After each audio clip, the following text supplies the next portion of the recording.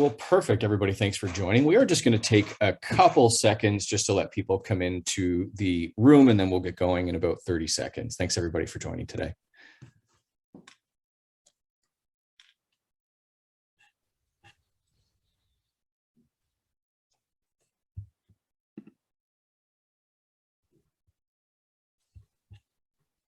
And as you all are rolling in, if you could just kind of pop in the chat, say hi, and kind of tell us where you are in the world, because this is a global event. It'd be really neat to see where everyone's hailing from. Awesome. Well, perfect, guys. Well, I thank you, everybody, for taking the time out of your busy day to join us here today with the Gtmhub events team. And we're really excited to be able to bring you this webinar. I'm going to introduce Jenny and let her introduce the hosts or our guests here today in a second. First, just a few housekeeping items. First of all, we want to thank everybody for joining us today. This is going to be the first of about 3 webinars in this series that we've done with AuxinOKR. And first up today is Chargebee, and we can't wait to get into the information. We do have a Q&A section, so please post in the Q&A section if you do have any questions for our panelists. I will get to them either at the end or during the event. We are going to be recording today's session so that everybody does have a copy. And if you haven't downloaded the ebook or the case study for Chargebee, please take a look at the website and do that at your leisure. We will take questions at the end, but I'll be keeping an eye on as we go through. And first, I want to introduce Jenny. Jenny is our VP of Product Evangelism and is also the host of our Dreams with Deadlines podcast. Dreams with Deadline crossed an amazing milestone, Jenny, just over the holidays, and you racked up over 200,000 downloads of your podcast, and couldn't think of a better person to be our host for today's session. Jenny, over to you. Thanks, Corey. So as one does in this environment, we're going to talk through exactly why you're here. So hopefully you're in the right class, everyone. We're going to discuss how Chargebee focused on the big rocks to drive growth. And as Corey mentioned, I am Jenny Herald, product evangelist at Gtmhub. But really, the important people are Peter, who is a C-suite OKR coach and co-founder of AuxinOKR, who helped Chargebee, represented here by the Director of Operations, Lavanya, to really take OKRs into the organization to drive an amazing kind of journey and growth story. So welcome, Peter and Lavanya. I'm really excited to have this conversation with you today. Thank you, Jenny. Thanks, everyone. So agenda, you all can read. So I'm not going to read it for you, but you can imagine that we're going to talk about like what's actually prompting this change. Like, why do we see the need for both digital transformation and OKRs? What was Chargebee's story? How did they get started with this? What were the keys to actually drive that success? And how did COVID affect all of the decisions, the behaviors, and the future decisions that they've had to make as a result? And then at the end, we're going to reserve some time so you can ask our guests today some questions. So if they come up, feel free to just pop them in the Q&A, and Corey will surface that to us to be able to answer. So as we're talking about this, we know that we're currently in an environment where everyone's working from home, but the demand out there is just as great, if not greater than ever, to do stuff because we're at home. So to that point, why, Lavanya, did you all at Chargebee decide to start using OKRs to begin with? What was the impetus? I think, Jenny, it started much before we got into a completely remote distributed setup like most of the world.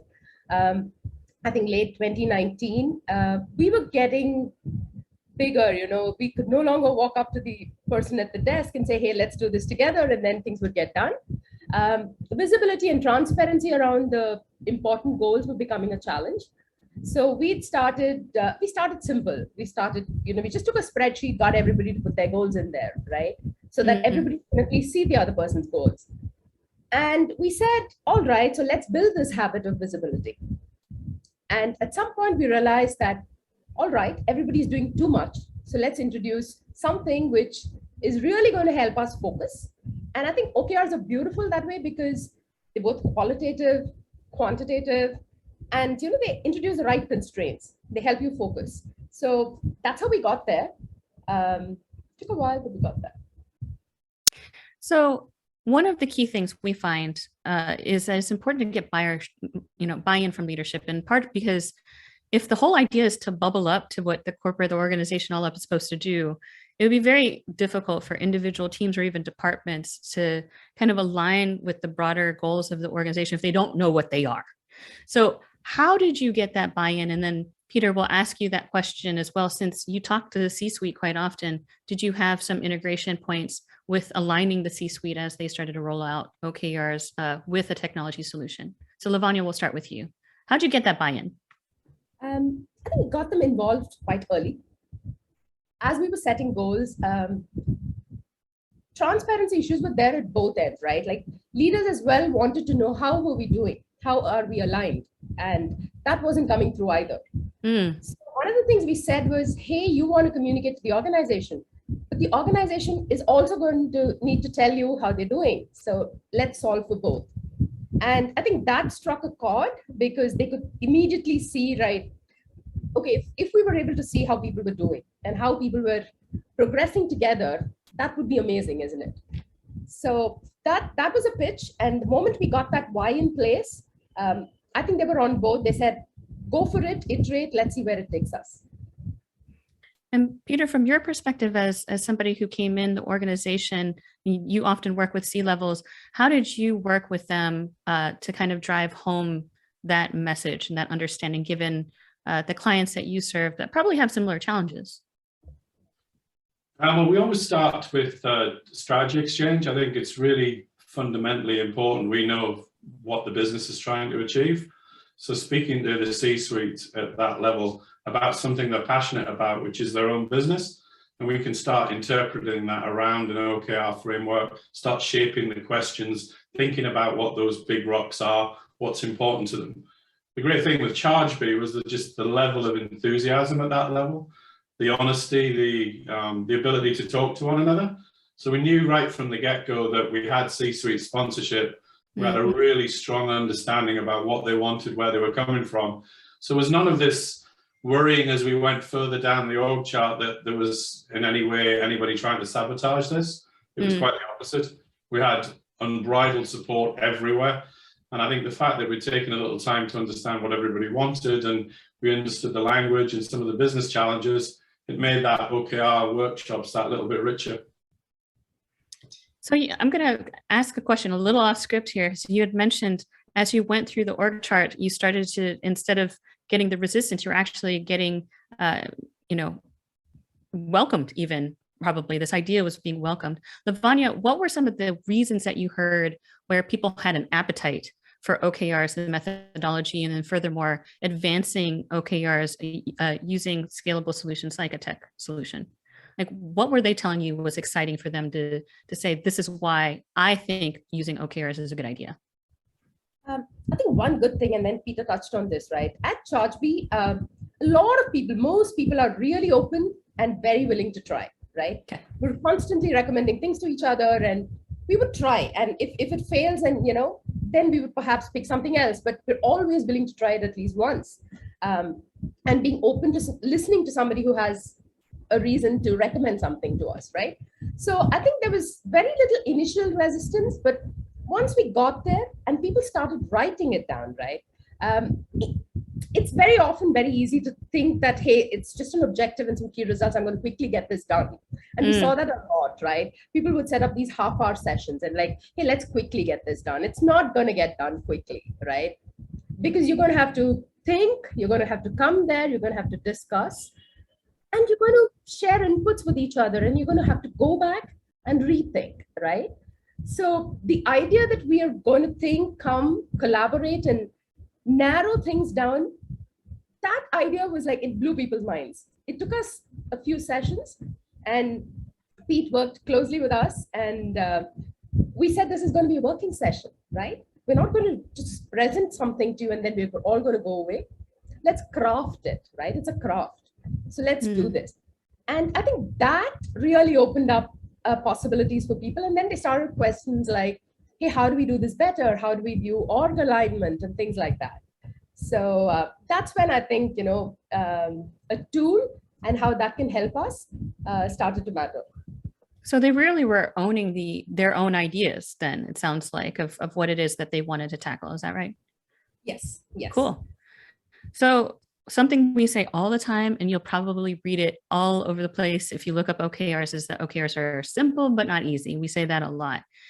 To that end, oftentimes teams will be like, you know what, we're just going to open up a spreadsheet and we're going to try to see if we can figure this out. Why then, Lavanya, did you all think, we did the spreadsheet thing. At some point, this broke down and we couldn't do this with the spreadsheet anymore. We need help. And you asked for an experienced OKR coach, in this case, Peter and team at AuxinOKR. Why do you think that was necessary for you to be successful in your program? The more we started writing it, right? We spent an entire quarter by ourselves because we'd done goals, we'd share it with the org. So we said, now let's introduce OKRs, let's talk to people, right? And we read the books, we had these conversations internally, we spoke to the leaders and we said, let's have these crafting sessions, let's try. But the moment we started writing it, right, one, it was very challenging to think differently because it was thinking differently. We realized very quickly it wasn't a laundry list of things to check off. It was really thinking through what was super important for the org and why, because only then you're going to get to the right KRs. Now, when we did that, I think at that point we realized, and I was part of this, me and the chief of staff, we worked together to drive this through the leadership team. And we realized that we were not able to come up with examples and relatable stories from out there because we hadn't done it, doing it for ourselves the first time, right? And that's when we said, okay, now how do we learn how other people have done this? Are they facing these pains as well, right?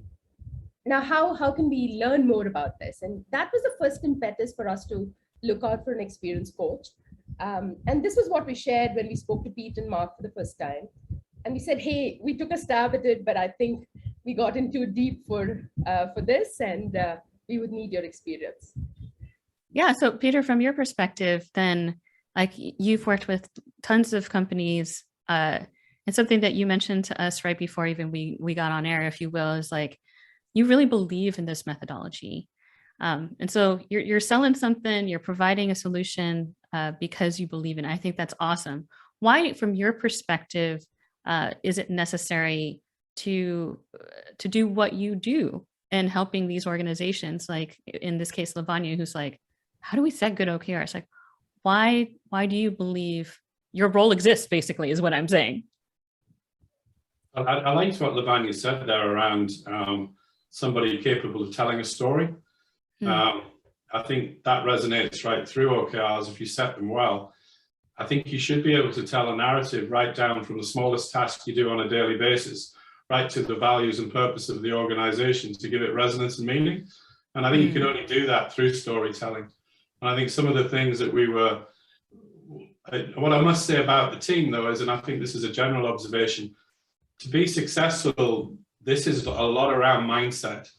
You've got to set yourself to something. What Lavanya and our team did was they had a lot of resilience and they didn't give up and they kept going. And I think where a lot of OKR projects go wrong is that mindset area isn't set correctly. They just think it's all about skill set. I'll read some books, I'll go on some seminars, I'll get processed through some sort of 20+ training. I'll know all the words mean, therefore I should. Well, I would say that's akin to trying to learn how to drive a car without never driving a car. You know, you can watch a lot of videos, but I really don't want to see you on the highway. And I think where we found with the storytelling was it then got into, well, imagine you're walking out of the room with somebody that hasn't been in this OKR workshop. How would you get them excited about what we're trying to do and what the direction is? And that's where, as Lavanya was referring to, the crafting of it came in. And we got that. I think we did a really good job with the C-suite at that point. We had some really punchy, good lines to come out of there. So we had this inherent shorthand, if you like, that could keep people aligned. So yeah, I think the power of storytelling, hugely important. And the fact that we've had the experience of working with a lot of diverse different types of organizations, we can enrich the experience of our clients just by obviously anonymizing, but telling stories that we've experienced. That all makes sense. So on both of your parts, you have kind of core constituents that, make up your customer base. That's why, you all are doing what you do. And we know that, these customers demand a lot of stuff. What are your customers demanding of you today? So Peter, we'll start with you. Like, what are they demanding of you, and what's driving maybe the change? Because OKRs weren't always a thing, but they are now. Wow, that's a big question. I mean, I think there's a number of things driving it. I think the overused word of organizational agility is part and parcel. I think, and then we're discovering, to an extent, a lack of connection due to we're not being physically in the same rooms and buildings. We're not traveling as much as we did. So finding ways to be very sure that you've got people who are aligned. So I think what we've found is that larger organizations, perhaps through the changes of COVID, I know, which we'll explore a little more, are having to accelerate many of their digital transformation plans. They're having to accelerate lots of things they're doing. And I think as a result, in this volatile, uncertain, complicated, ambiguous world, they're looking for a methodology that will help them through that. So I think we've found that this is much more than just simply about finding a solution to bridge the gap between strategic thinking and execution. It's also quite an inflex point, I think a pivotal point in a lot of companies' history, which is we're going to have to learn how to constantly manage change rather than go through just change management. And I think that mindset we're finding. I liked how you put that. We have to constantly manage change rather than, kind of default to change management. Those are two different ideas for sure. Lavanya, same question to you. I mean, we're going to go into the Chargebee story in a bit, but like, what are your customers demanding? What do they want, and what's driving that change? I think one of the big things that we saw was a lot of businesses, traditional businesses, becoming more open to a subscription model in the COVID years. And I think that really changed a lot of things. So we had a lot of people reaching out to try and understand how this would work and how we can enable their business to actually move from that model to, work with this model and expand. So that was something that came through strongly. And even with our existing customers, it was like, hey, how are we going to navigate this thing together, right? That was 2020. And I think 2021 was all right. Now it looks like subscriptions really taken off. So how are you going to add value to us? How are you going to help us scale our businesses? So constantly thinking through new ways of delivering that customer benefit or that customer value. And if you don't, then obviously they can go back to the old model and not pay a subscription is kind of the downfall if it doesn't work out. Yeah, absolutely. So we're going to go into the Chargebee story because maybe not everybody knows what you all do or like where you are today and where you're going. Can you talk a little bit about, about your company and what it is that you do and why you're happy to do it with your teams? I think I'll do my fangirl bit first, right? Please. Me, every day I wake up and it's amazing to me that I actually work in an organization where people show up with such enthusiasm, absolutely willing to talk to each other and work, which I think, because I've worked in a lot of other places as well, so I know that's super rare. And we're all continuously working to give each other feedback, share learnings, and grow together. So a very collaborative mindset, and that makes me really happy to show up at work every day, right? But talking more about Chargebee itself, started about a decade ago, 2011. Had a couple of our founders were friends in college, and then they were always talking about, hey, what would we do together? And then they brought in a couple of their friends, and four guys started Chargebee, saying, let's solve a really deep business problem, right? Something that's useful, needed daily, and as the cloud expands, something that people are going to want. And that's where it started. A decade later, here we are. And I suppose today is a good time to share with everybody that we've just announced a new round of funding, our Series H, and we're now valued at about 3.5 B, and wow, lots of excitement in the organization today. So it's been a wonderful journey so far, and we're really looking forward to 2022. Congratulations. I think that's epic. How big is the organization now? Close to 1,000 people now. Close to 1,000. We're like, as of the time I put this deck together, you all have grown to 300 people. Like, no, just kidding. Wow, that's quite a trajectory. I think that's pretty awesome. So with all of this comes a lot of, I imagine, a lot of challenges, right? Because you're a true scale up. I want to limit it, maybe not to one problem. What were the maybe 3 problems that, or concerns or challenges that you all needed to address? And then we're going to hand it off to Peter as you assess that with the senior leadership team. Did you see a different set of problems? I'm curious about that, but we'll start with you, Lavanya. What did you all want to address? I think what we wanted to address and why we went to OKRs there's a very close overlap. Okay. We really wanted to get everybody aligned on fewer, more impactful goals. Okay. Right. So we wanted to be able to communicate that, and we wanted people to really align on that. The other thing is we wanted to bring in executional agility and rigor. Now, how do we do that?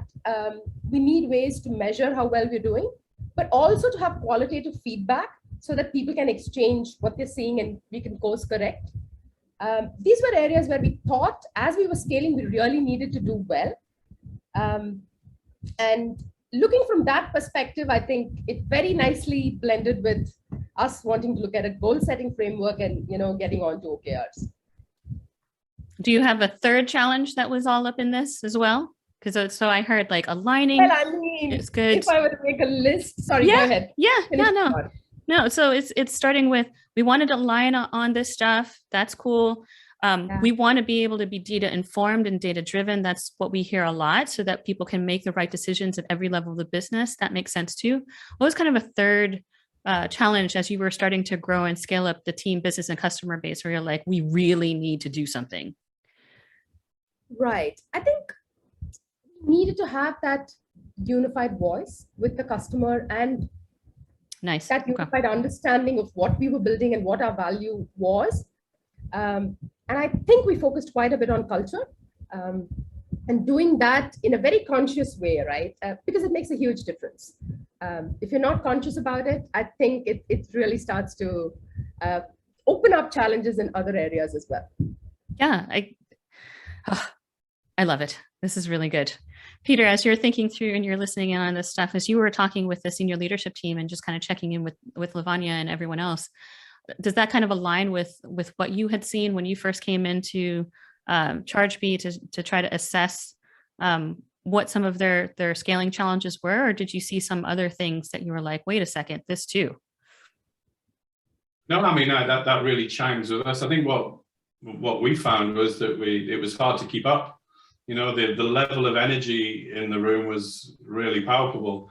And I think what we had to ensure that teams got was, as a team, Chargebee is capable of anything, but they can't do everything. And it was just tempering and channeling this great talent and focus to make sure they were, starting less to complete more, that they didn't feel compelled to bring every single thing they did in terms of into their tasks, into their OKRs, and start channeling the conversations around what this thing is really about. Because I think one thing was, when we started, we did a lot of work about positioning OKRs, what they were, what they're not.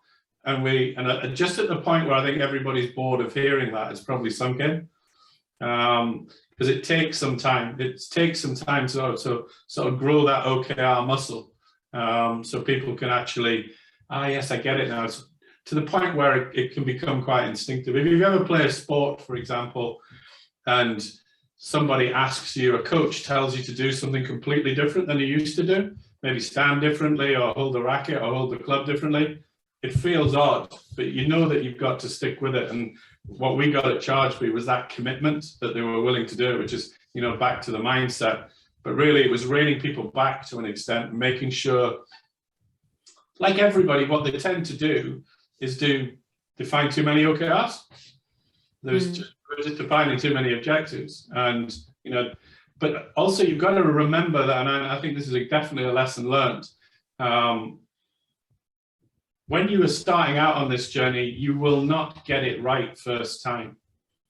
And it's your ability to reflect and reset on that, and not just on the fact of what you're getting out of the OKRs, but actually how the framework has actually been embedded. And I think when you've realized that it's momentum over perfection, then you have something to evaluate, because otherwise you could spend forever nuancing through and saying, I'm not going to pass that OKR because the key results task, or, you know, I'm not entirely sure that you've got the right metrics in here. That it was much more important that we got the momentum, that the team felt supported and they felt that sense of alignment. And I think it's that's something we've learned over our coaching journey. Momentum over perfection. I'm going to steal that one too. That's good. Okay. So obviously, Peter, you're an OKR believer. Lavanya, you're an OKR believer. Obviously, I am too. We've all drank the same Kool-Aid, to use an American idiom, which basically says we believe the same thing. But why are we choosing this? Like, there's a lot of different tools and frameworks out there. We've known that. Balanced scorecard showed up a long time ago. There's 4DX. If you're over at Salesforce, you can do V2MOM. There's OGSM. There's like a lot of different ways that you can think about setting goals within an organization. And some people argue, you know, OKRs are just the flavor of the month. But why did you choose this now? Why was this the right tool, the right framework at this time at Chargebee? One, it is very simple. It's simple to explain. You can clearly tell somebody, you know, your objectives, what are your big rocks, your qualitative things that you want to achieve, and then how are you going to measure them, right? And they seem to get it. So it was simple. But I think what really made it the best choice for us, and we were all, we did look at multiple frameworks because people from, senior leadership from different organizations, so you are going to get recommendations, right? What might have worked for them in the past. But I think the constraint that the framework introduces, work with your 3 objectives or your 5 objectives and, you know, 3 key results, whatever, right? Like, focus, minimize, keep it simple. We significantly wanted to drive focus, and this was a framework where that was coming through strongly. Everywhere else, it was what do you want to achieve and so on. But driving focus, I think, came through very strongly in the OKR framework, and that is something we connected with. Yeah, that makes sense if that's something that you want to maintain and navigate through that alignment from your various, you know, raises, like in order to get that next level.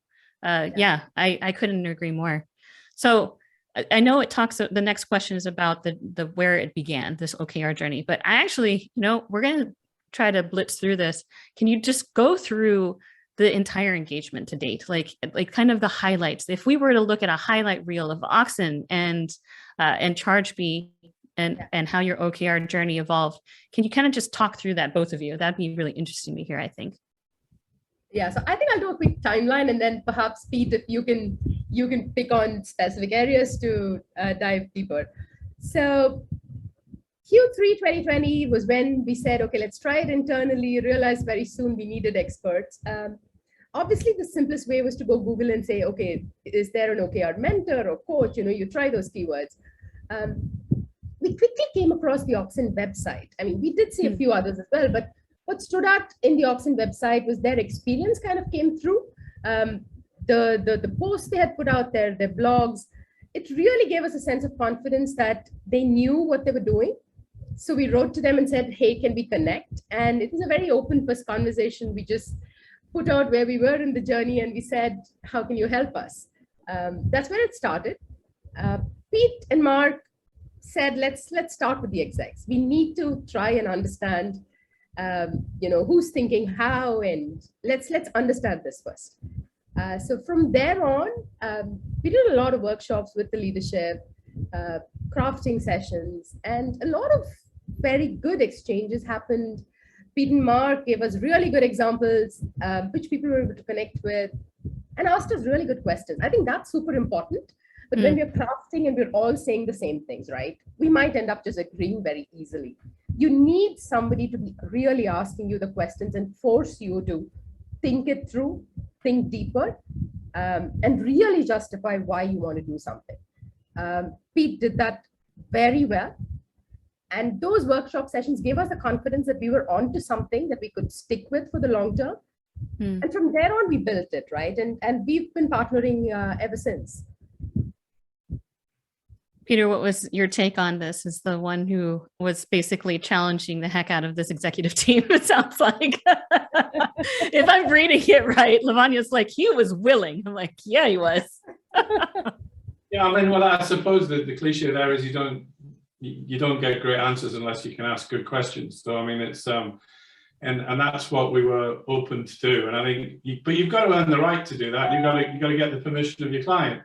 Mm-hmm. And I think that early investment in spending time with people at the exec level, building up a relationship that, again, back to, if you go to a workshop and you see people in person, it's a lot different than doing it with this. So we felt it was hugely important to talk to every single member of the exec individually and get their take before we put them into an online environment because we needed to break the ice, and that's an investment. You think, well, it's well worth doing because I'm not traveling, so I'm not doing any of those. So invest in your client, invest in building a relationship and building some rapport. I would say that would be generally my advice in any coaching or consultancy business where you're going to rely on trust. Make that investment. And I think once we'd done that and we had a really clear idea of what different individuals wanted, then it was much easier to shape a program that was very much more tailored to what they desired. And we made that very much outcome focused. Regular meetings, they didn't have to be too long, but we had lots of meetings, 30 minutes a week, catch up, where's this going, what do you recommend next?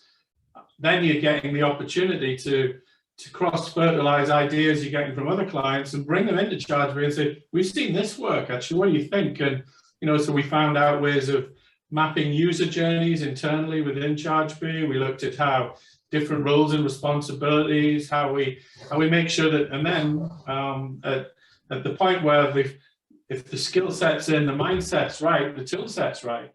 And that's the point where we introduced Gtmhub into the equation. And it was and then we continue to partner. We make sure that we're aligned, that we've got good quality OKRs, that their tools being used correctly.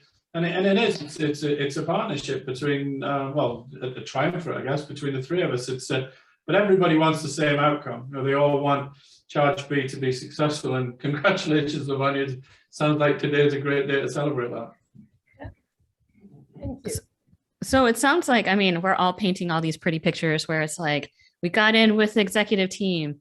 They were challenged. We got the alignment. We communicated with the rest of the team. Everyone was stoked. And then I'm asking this question. There's going to be some resistance in this, right? There's going to be some naysayers, which is actually healthy, I think, because they catch things that you may not have caught so that you can communicate beyond that if necessary or pivot away. What were some of the maybe initial resistances or perhaps not as rosy responses that you received in this process? Well, I think, Pete, do you want to go first? Yeah, by all means. I think, Jenny, you're painting it in the right way. That I love skeptics, to be honest. And I'd go back to your question about all the other frameworks. I borrow heavily off of the other frameworks. I read really widely. So I think you find anybody that does what we do would be crazy not to be a bit of a magpie. But the other aspect of it is that, we've got to ensure that I'm always asked, so what is going to be the next big thing? If it's OKRs this year, is someone else going to take over? And my stock answer is, well, as soon as focus doesn't become important, that you're not too concerned about alignment, you don't want your people very ambitious, and you have no need to track what you're doing, then it's time to get rid of OKRs. But as long as any of those stay in place, then this is a very good framework to do it. So the pushback we got, I think, was quite valid. And I think this is for certain people in certain organizations, if you don't own your own time, and this comes from Christina Wadka, and that great observation she made, if you don't control your own time, sometimes it's really difficult to set OKRs because you have these grand plans you set and then something comes in from left field and takes all of that out of the window and you can't do anything. So a lot of this is about teaching people around prioritization. So it wasn't so much the pushback in terms of the framework, it was more pushing things out of the framework. That's probably the biggest challenge we had. You can't put everything in here. This isn't the home for everything. And I know you think that's really important.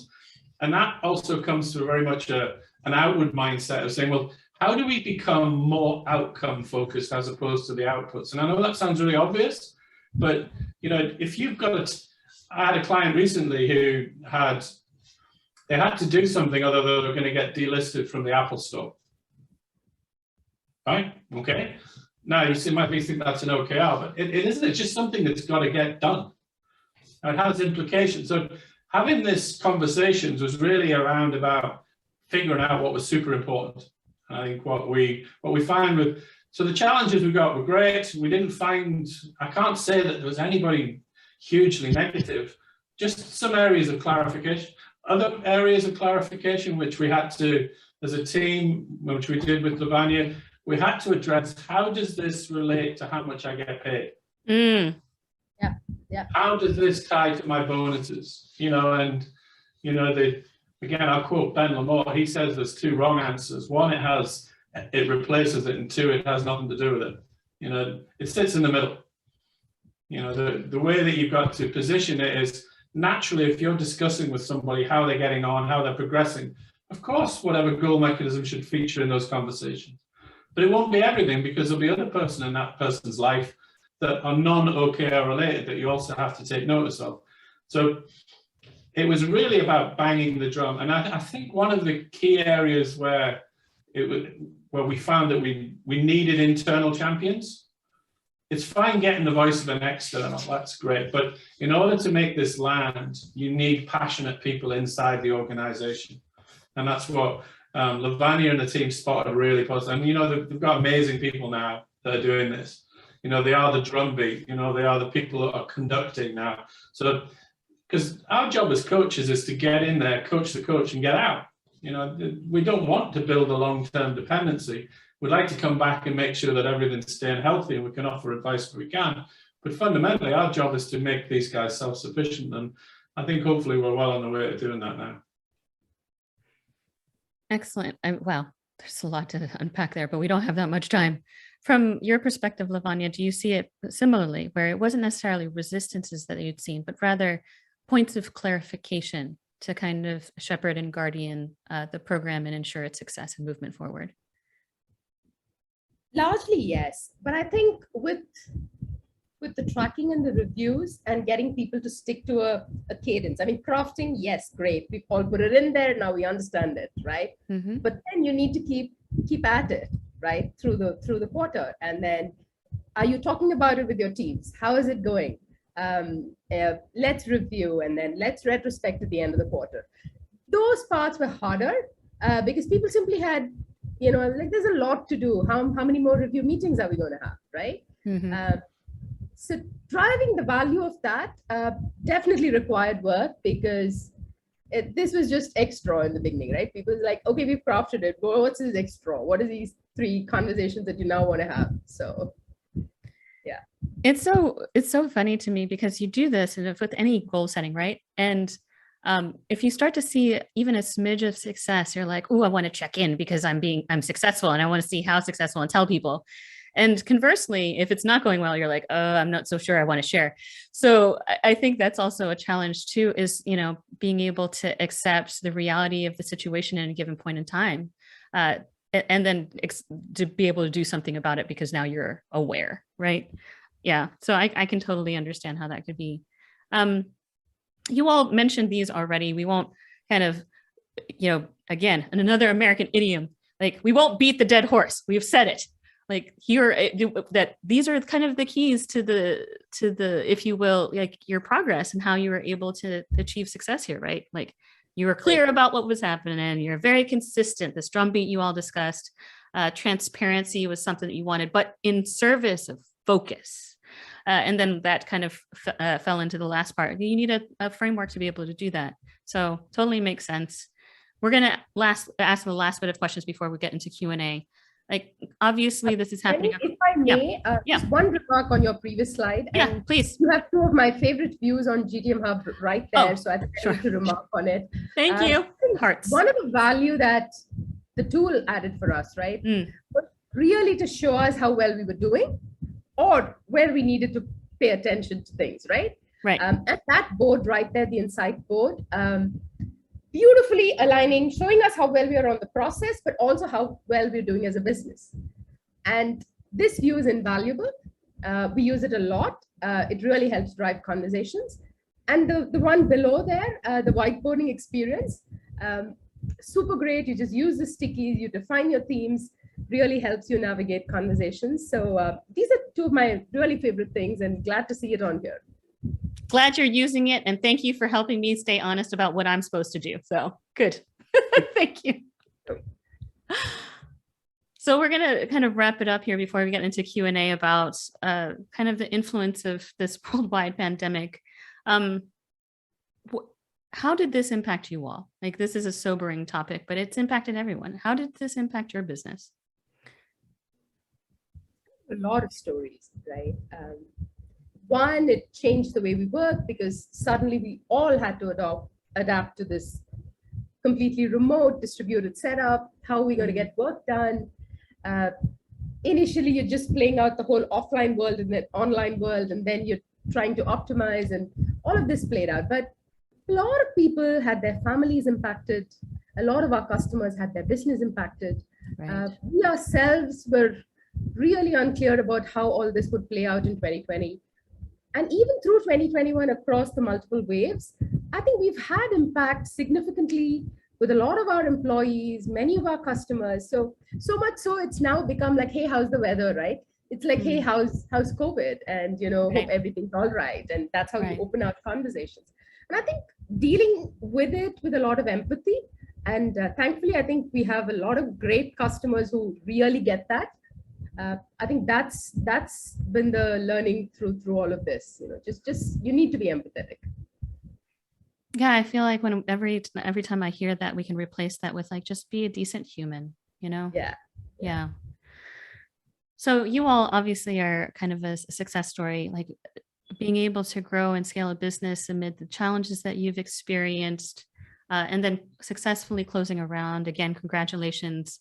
I feel like this question is even more pressing now. Like, your plan is to keep going. And it sounds like OKRs are going to be a part of the fabric of how you operate the business. How are you going to continue to grow and scale? And I'll ask this also of Peter, as well, as someone who is watching organizations go through this across multiple geographies and attacking different parts of the market. So Lavanya, we'll start with you. Like, what's next for you? I think the short answer is to keep on keeping on, right? That's super important. Consistency, just showing up and just doing your best, learning from it, and showing up again the next day. I think that's what we've been doing. We'll continue to do that. Perhaps expectations have increased, so we learn and adapt to that, and then see what we need to do in order to become better versions. So we'll keep at it. Peter, anything to add on, having just watched and helped these scale-ups achieve scale? Like, what are you seeing in the next level? I suppose the fear of, well, one thing, in terms of impact, it had a positive and negative effect on our business. And the positive side first was suddenly geography was no longer a barrier to winning work. Right. It was not considered. So that allowed us probably to certainly take on perhaps some of the local business that we'd lost due to COVID, was amply replaced by more international businesses. And that's given us a much richer portfolio now of work, so that level, it's been really important. The other side of it at a very practical level is we had to re-engineer and reimagine how we deliver our content and how we deliver our coaching. There's a distinct difference between running a workshop in the real world than there is doing it via Zoom or Teams, and then you had the technical challenges.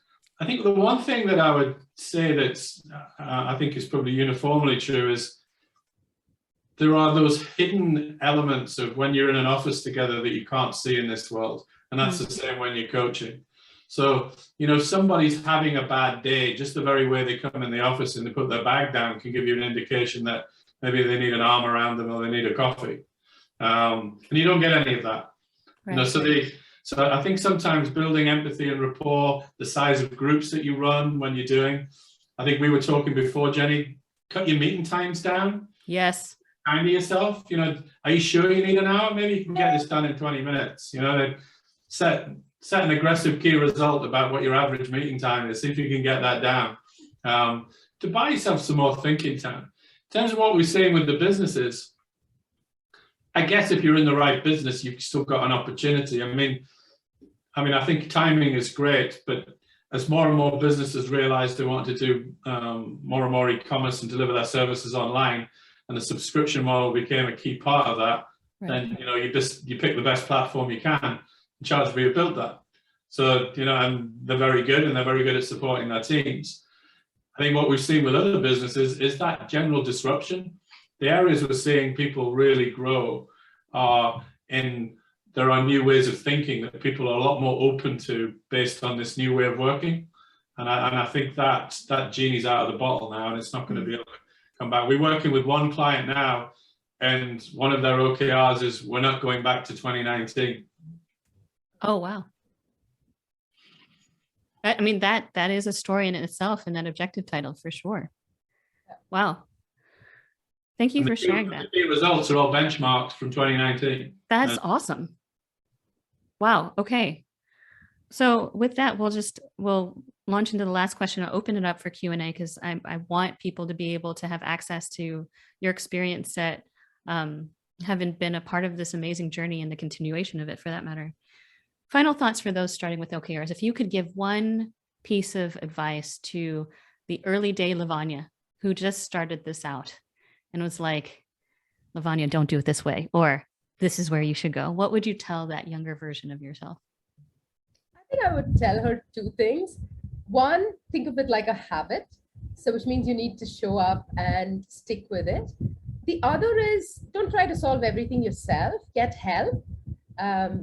There are people who've done this, and you can learn a lot, and you have to learn by doing. So just do it, keep learning.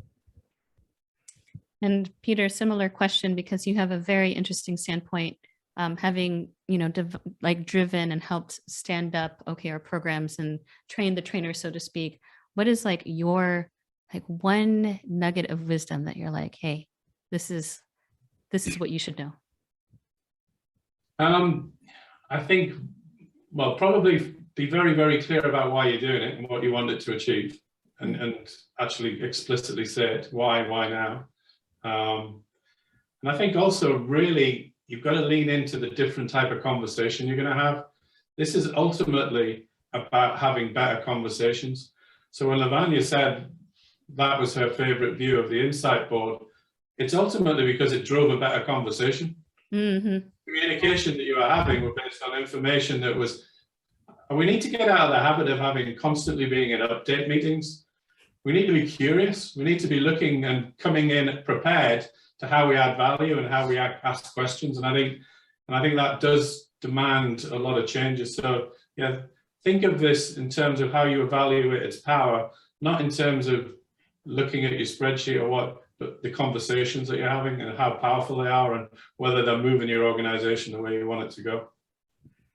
Well said, both of you. Thank you so much. Okay, so we're going to open this up for Q&A. Corey, what questions do we got coming from the crowd?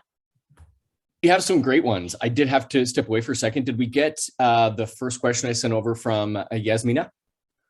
I have not heard any of them yet, so just go for it. No worries. Perfect. This one is for Lavanya. We have a couple for you. How deep do your OKRs go when looking at the org chart? Do all teams have it or only product teams? And then a follow-up question. Also, how do your OKRs work with product roadmaps in your case? e.g., OKRs are usually quarterly, roadmaps usually include initiatives and more specific features. Excellent question. And I think our product teams asked us the very same thing when we said, hey, OKRs. And they're like, I have my roadmap, right? So I think product teams don't work in silos, right?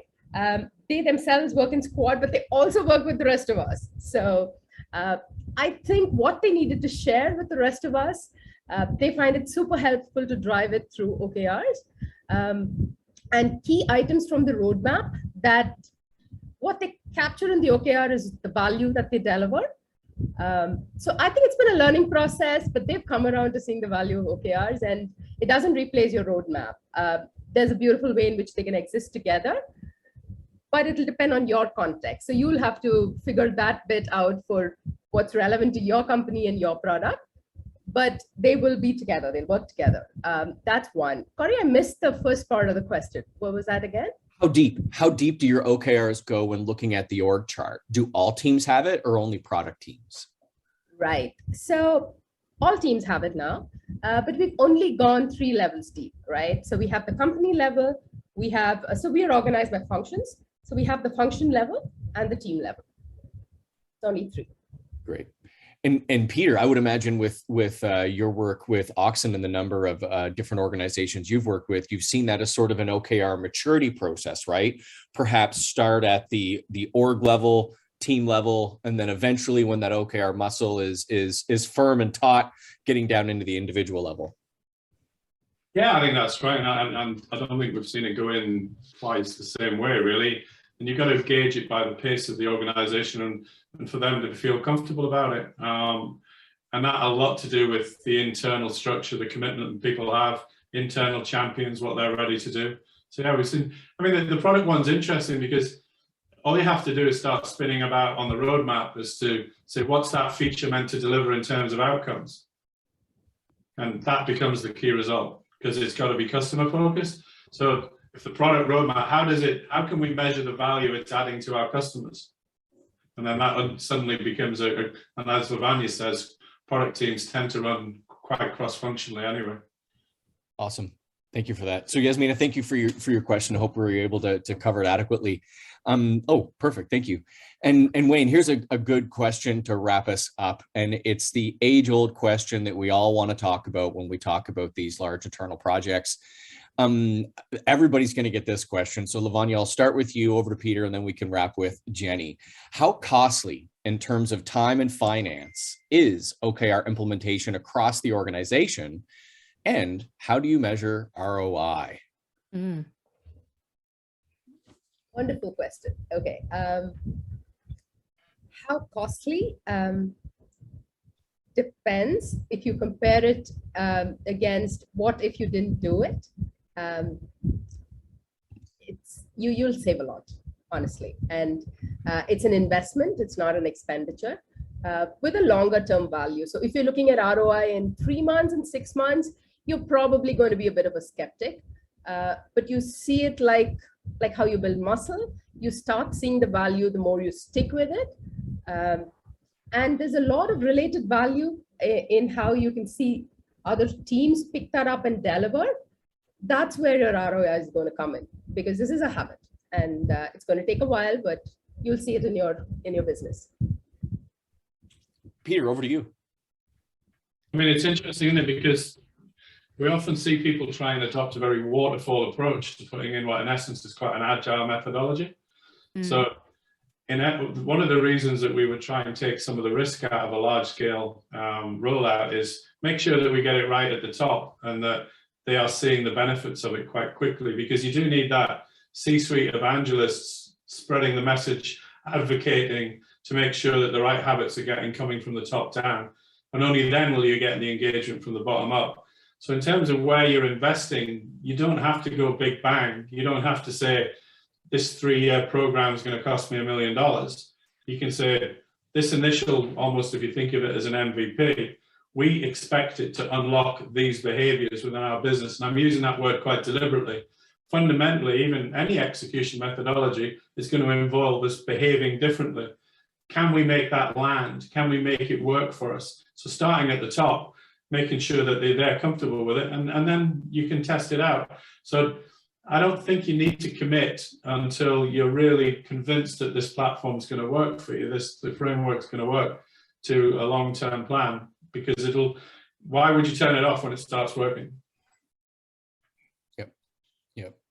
And Jenny, when I think about some of the work that we're prepping for your talk this week, obviously we're going to be attending the OKR Forum International this week. Yep. Actually, all 4 of us will be there in some capacity, and I know Auxin has a few more sessions during that as well, do some more of our partners. Jenny, you're giving an interesting talk on the ROI of OKRs, which is really return on trust. So I thought you'd be a great way to bookmark this question. Thank you. Good lead in. Yeah, so a lot of us obviously are really focused on the outcomes for the business, right? We're talking about, increased customer satisfaction, increased revenue, like increased contract values, for example. These are all very important things. But at the end of the day, right, we're working with a lot of people who we hired to do things that we think would advance our vision or why we exist as a business. And so OKR, surprisingly, are really well mapped to what a lot of scientists have studied in terms of the neuroscience of trust. And that's a topic that is very top of mind right now, because people who work with brands that they trust are more likely to purchase from them again. We heard that from Lavanya. One of the reasons why she decided to pursue a conversation and continue that conversation with AuxinOKR because she believed that they could deliver on the promise that they had read on their website. And it's the same with Chargebee's customers. And if we focus that inwardly, then what studies are showing is that you can increase levels of oxytocin in other people. You can actually manage for trust. And OKRs are actually a really wonderful framework to bring that about in a very systematic and scalable way. As an example, one thing that can introduce trust, greater levels of trust and oxytocin in the brain, is challenge, providing challenging things. And guess what? You can do that. Another thing is recognizing excellence. Well, how do you define excellence, organization? Well, OKRs can provide a platform for that. Vulnerability is also known to increase levels of oxytocin in the brain and increase trust. Well, OKRs also provide a means for people to have that common language to be vulnerable in places that make sense. For example, we didn't hit this key result. Why was that? We thought that this was the right OKR to set, but we realized it wasn't. This is what we're going to change this time as a result of having learned that. So there are several areas we believe that do that. Now, once you get all of this together and you increase trust within your organization and your employees are now, adopting this scalable methodology where you're tracking progress against, where it is that you expect to end up, imagine then that your top line, or bottom line, whatever you want to call it, metrics are going to move. And that takes time, but you will see that sort of stuff, which is why the Silicon Valley adopted it long ahead, because they knew if they could figure out a way to unlock the potential of their organization all up, that would be something that would be worth investing in. And we have seen the stories in Silicon Valley of people who've adopted that. We've heard it from Chargebee and Gtmhub. We use Gtmhub and OKRs. We also, drink the champagne, as they say. And we're seeing benefits, bottom line benefits. And we're able to similarly close our Series C round. So lots of reasons why you would want to adopt this. But at the end of the day, it's that you will actually make meaningful impact, business level impact. And that's what we're here to do. Awesome. Well, Jenny, thank you so much. What I'm going to do is wrap up. There was one last question posted, and I thought it's a great way to end our session. And I'll toss it over to our guests to wrap us up as I finish a couple housekeeping items. Thank you, everybody, for being able to attend today's session. This is the first session of 3 that we are going to be hosting with our partner AuxinOKR. First up was the amazing Lavanya at Chargebee. Thank you so much for being able to spend some time with us today, Lavanya. It was an absolute pleasure, and we can't wait to see what you and Peter do at the OKR Forum International on Thursday. So yes, more, and we can't wait to get our second event launched. So please, guests, make sure you've downloaded the case study and the ebook. The final question that came in as you guys were talking about ROI is, what makes Gtmhub special versus other tech providers or Excel? Lavanya, I'll kick it over to you and then give Peter a second to end it. As somebody who tried out OKR products and then, was able to see the value in Gtmhub, I think the thoughtfulness with which the product has been designed to really think from a user's perspective, a customer's perspective, and really understand your challenges and how you can use some of these things to solve for them is the amazing thing about Gtmhub. Oh, they have great support as well. So they really partner with us and help us think through how we can go forward in our journey. So yeah, those are some of the things. Absolutely loving it so far. Perfect. And Peter? For us, I think it was a partnership and we work well together. I think we're driven by the same thing, which is customer success. And I think we invest in that, and your teams are terrific at doing that. We also like the flexibility from a data integration point of view. I remember when I went and met your CEO, he actually challenged John Doe, and he said, measure everything and then figure out what matters. And the way that you can integrate the flexibility around the API is really, really powerful.